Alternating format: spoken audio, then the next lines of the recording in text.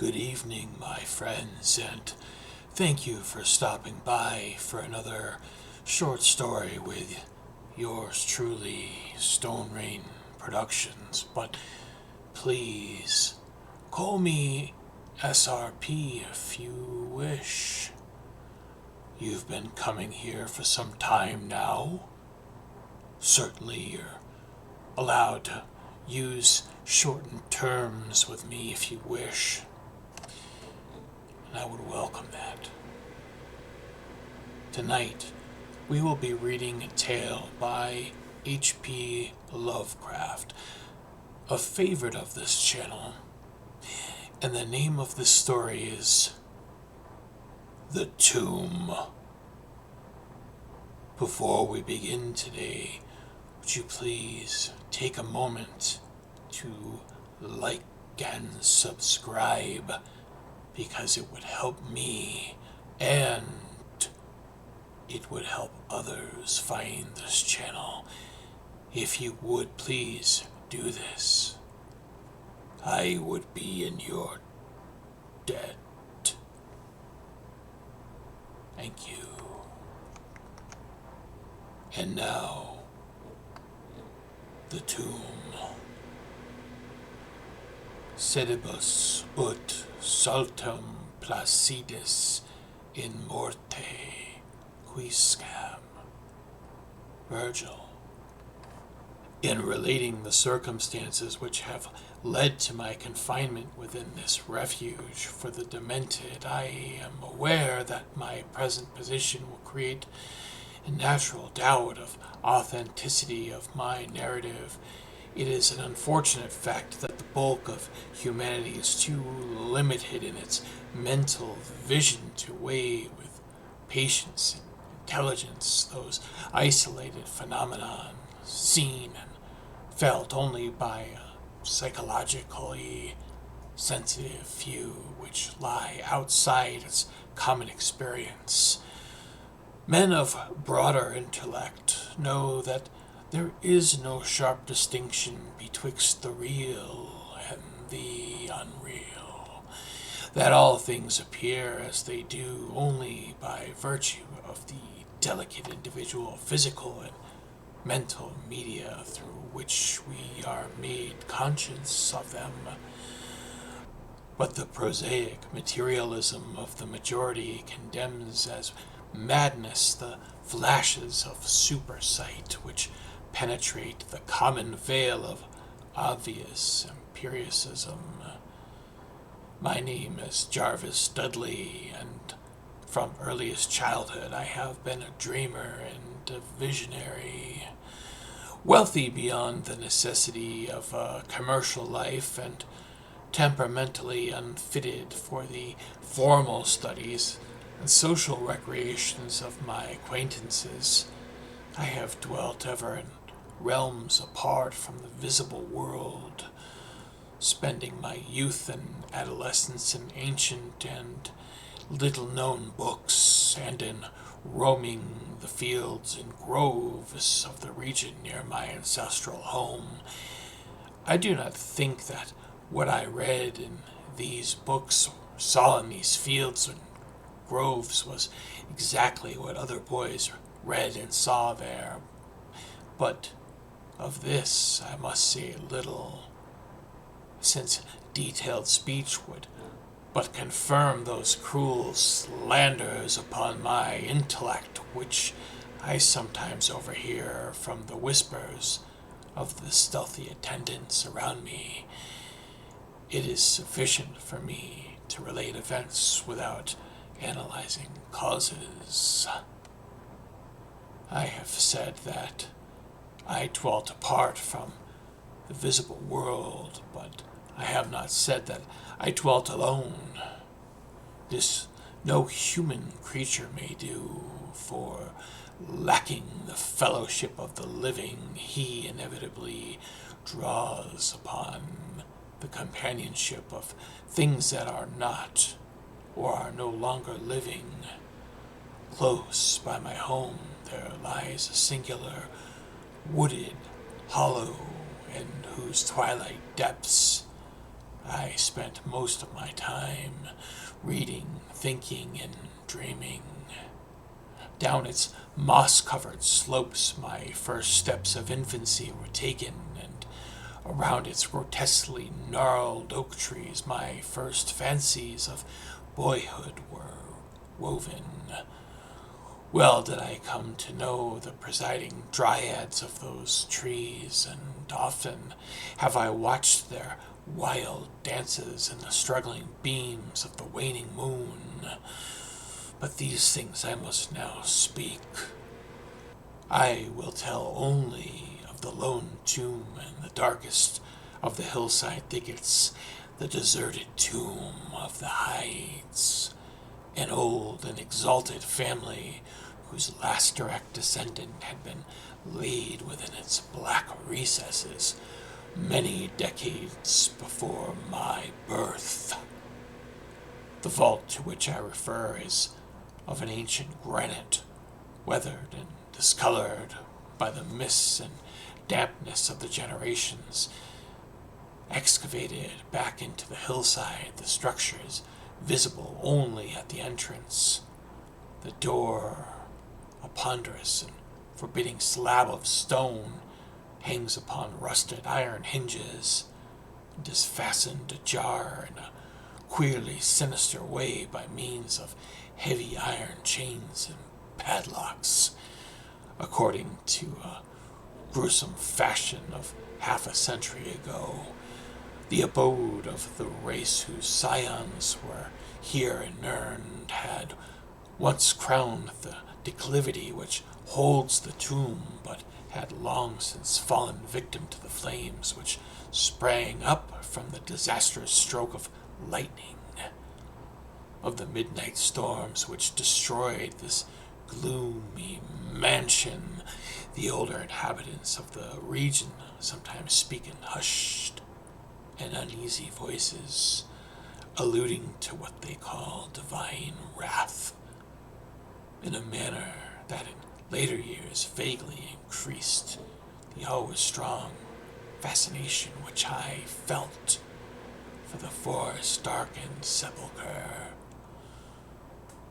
One man had only perished in the fire when the last of the Hydes was buried in this place of shade and stillness. The sad urnful of ashes had come from a distant land to which the family had repaired when the mansion burned down. No one remains to lay flowers before the granite portal, and few care to brave the depressing shadows which seem to linger strangely about the water-worn stones.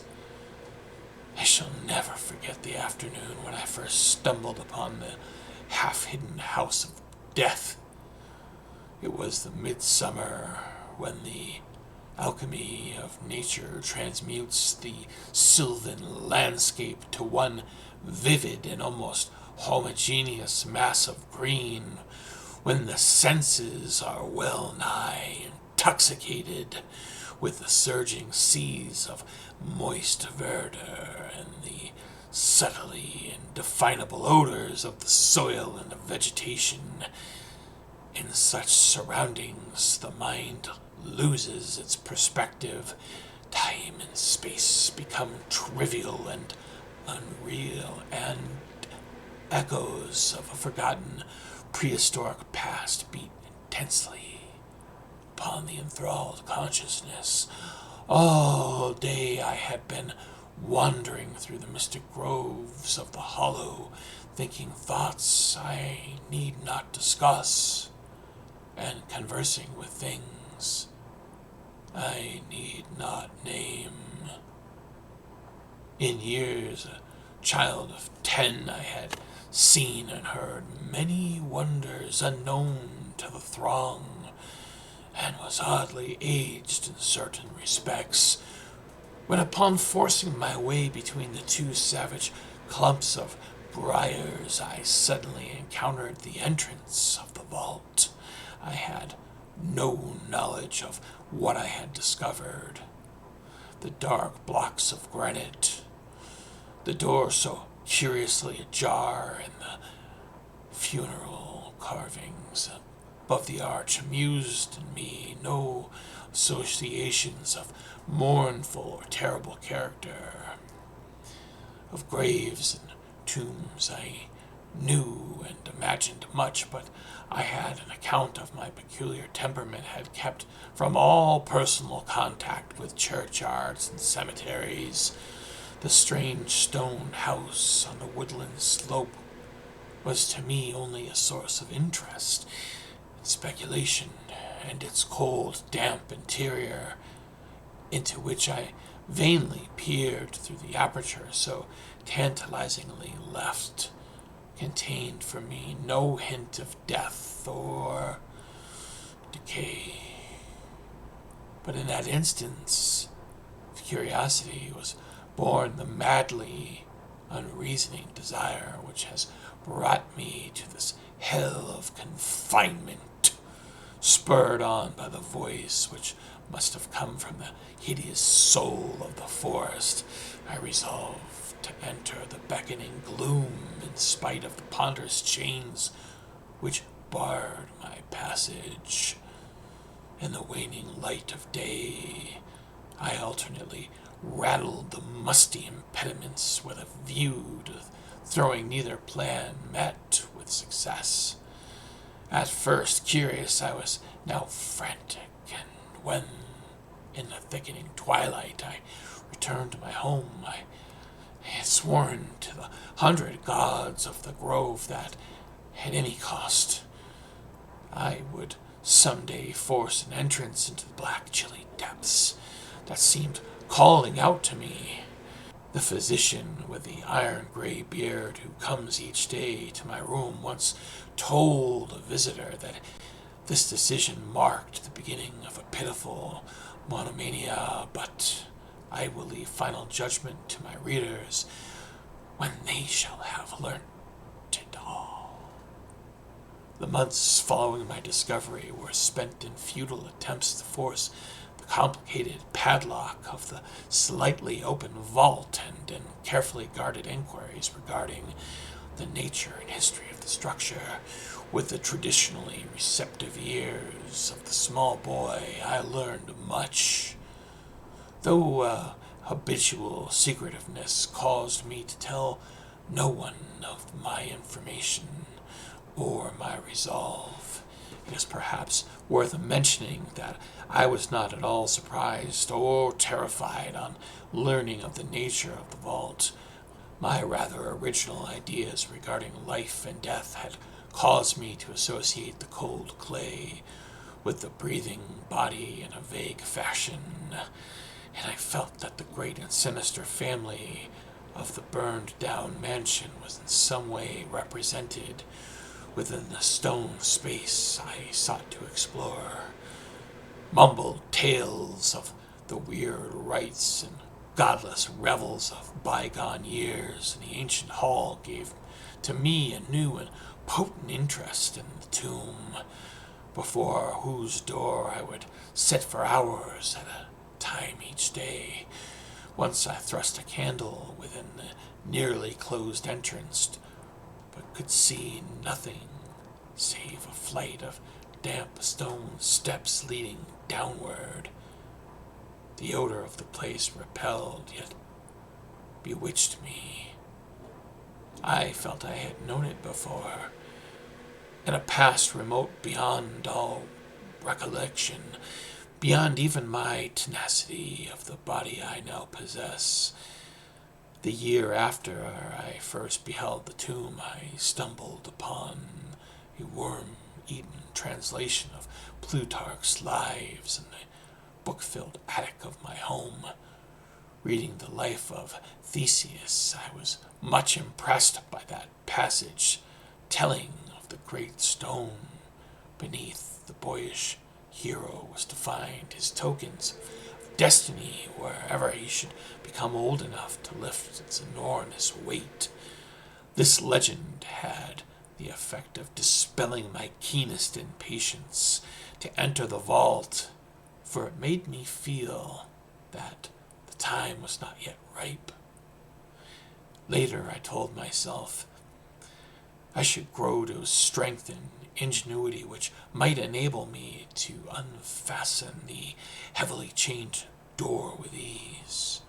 But until then, I would do better by conforming to what seemed the will of fate. Accordingly, my watches by the dank portal became less persistent, and much of my time was spent in the other, though equally strange pursuits. I would sometimes rise very quietly in the night, stealing out to walk in those churchyards and places of burial from which I had been kept by my parents. What I did there I may not say, for I am not now sure of the reality of certain things, but I know that on the day after such nocturnal ramble I would often astonish those about me with my knowledge of topics almost forgotten for many generations. It was after a night like this that I shocked the community with a queer conceit about the burial of the rich and celebrated Squire Brewster, a maker of local history who was interred in 1711, and whose slight headstone bearing a graven skull and crossbones was slowly crumbling to powder. In a moment of childish imagination, I vowed not only that the undertaker, Goodman Simpson, had stolen the silver-buckled shoes, silken hose, and satin small cloths of the deceased before burial, but that the squire himself, not fully inanimate, had turned twice in his mound-covered coffin and in the delay after the interment. But the idea of entering the tomb never left my thoughts, being indeed stimulated by the unexpected genealogical discovery that my own maternal ancestry possessed at least a slight link with the supposedly extinct family of the Hydes. Last of my parental race, I was likewise the last of this older and more mysterious line. I began to feel that the tomb was mine, and to look forward with hot eagerness to the time when I might pass within that stone door and down those slimy stone steps in the dark. I now formed the habit of listening very intently at the slightly open portal, choosing my favorite hours of midnight stillness for the odd vigil. By the time I came of age, I had made a small clearing in the thicket before the mold-stained facade of the hillside, allowing the surrounding vegetation to encircle and overhang the space like the walls and roof of sylvan Bowyer. This Bowyer was my temple, fastened door my shrine, and here I would lie outstretched on the mossy ground, thinking strange thoughts and dreaming strange dreams. The night of the first revelation was a sultry one. I must have fallen asleep from fatigue, for it was with a distinct sense of awakening that I heard the voices of those tones and accents. I hesitate to speak. Of their quality I will not speak, but I may say that they presented certain uncanny differences in vocabulary, pronunciation, and mode of utterance. Every shade of New England dialect, from the uncouth syllables of the Puritan colonists to the precise rhetoric of 50 years ago, seemed represented in that shadowy colloquy, though it was only later that I noticed the fact. At the time, indeed, my attention was distracted from this matter by another phenomenon so fleeting that I could not take an oath upon its reality. I barely fancied that I was awake. A light had been hurriedly extinguished within the sunken sepulchre. I do not think I was either astounded or panic-stricken, but I know that I was greatly and permanently changed that night. Upon returning home, I went with much directness to a rotting chest in the attic, wherein I found the key to which next day unlocked with ease the barrier I had so long stormed in vain. It was in the soft glow of late afternoon that I first entered the vault on the abandoned slope. A spell was upon me, and my heart leaped with an exultation I can but ill describe as I closed the door behind me and descended the dripping steps by the light of the lone candle. I seemed to know the way, and though the candle sputtered the stifling reek of the place, I felt singularly at home in the musty, charnel house air. Looking about me, I beheld many marble slabs bearing coffins, or the remains of coffins. Some of these were sealed and intact, but others had nearly vanished, leaving the silver handles and plates isolated amidst certain curious heaps of whitish dust. Upon one plate I read the name of Sir Geoffrey Hyde, who had come from Sussex in 1640 and died here a few years later.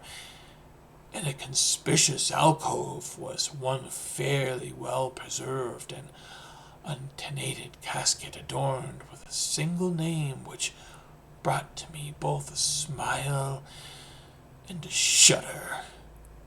An odd impulse caused me to climb upon the broad slab, extinguish my candle, and lie down within the vacant box. In the gray light of dawn I staggered from the vault and locked the chain of the door behind me. I was no longer a young man, though but 21 winters had chilled my bodily frame. Early rising villagers who observed my homeward progress looked at me strangely and marveled at the signs of ribald revelry which they saw in one whose life was known to be sober and solitary. I did not appear before my parents until after a long and refreshing sleep. Henceforth I haunted the tomb each night, seeing, hearing, and doing things I must never reveal. My speech, always susceptible to environmental influences, was the first thing to succumb to the change, and my suddenly acquired archaism of diction was soon remarked upon. Later, a queer boldness and recklessness came into my demeanor, till I unconsciously grew to possess the bearing of a man of world despite my lifelong seclusion.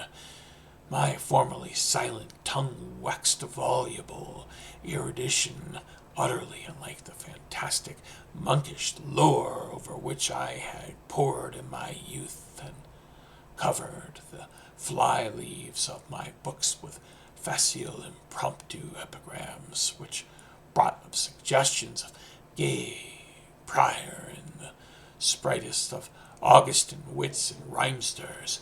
One morning at breakfast I came close to disaster by declaiming in palpably licorice accents and a fusion of 18th century bacchanalian mirth, bit of Gregorian playfulness never recorded in a book, which ran something like this.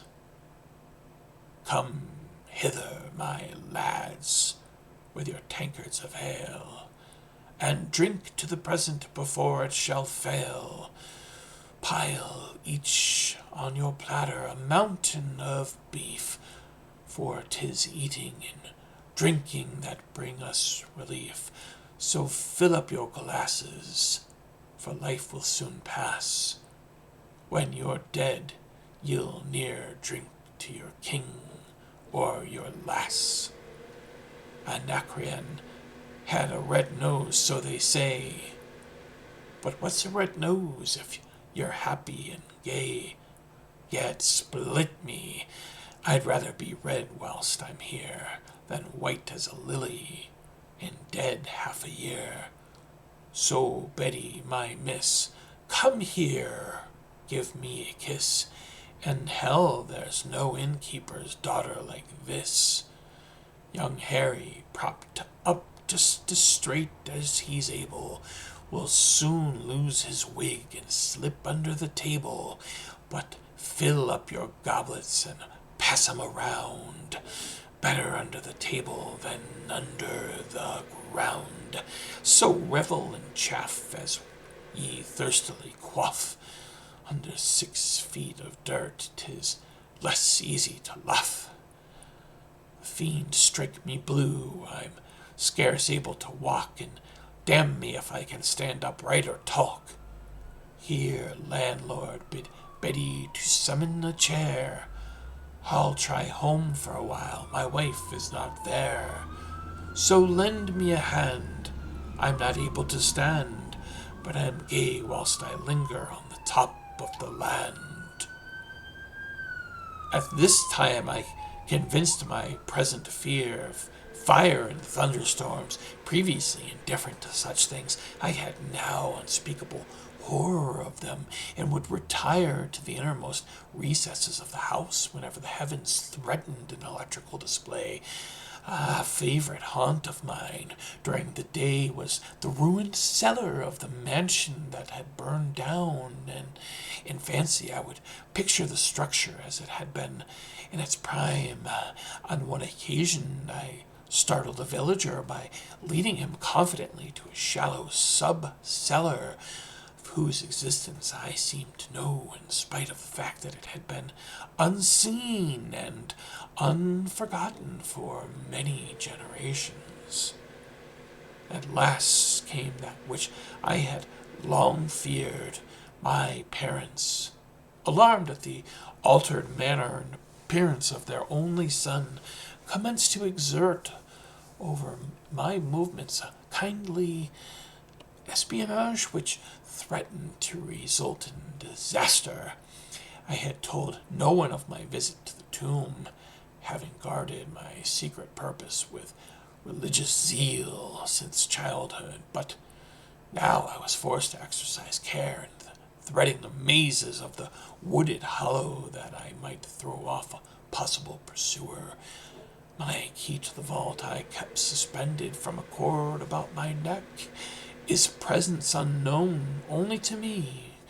I never carried out the sepulchre, any of the things I came upon, whilst within its walls. One morning I emerged from the damp tomb and fastened the chain of the portal. With none too steady hand, beheld within adjacent thicket the dreaded face of a watcher. Surely the end was near, for my bower was discovered, and the object of my nocturnal journeys revealed. The man did not accost me, so I hastened home in an effort to overhear what he might report to the careworn father, where my sojourns beyond the chained door are about to be proclaimed to the world.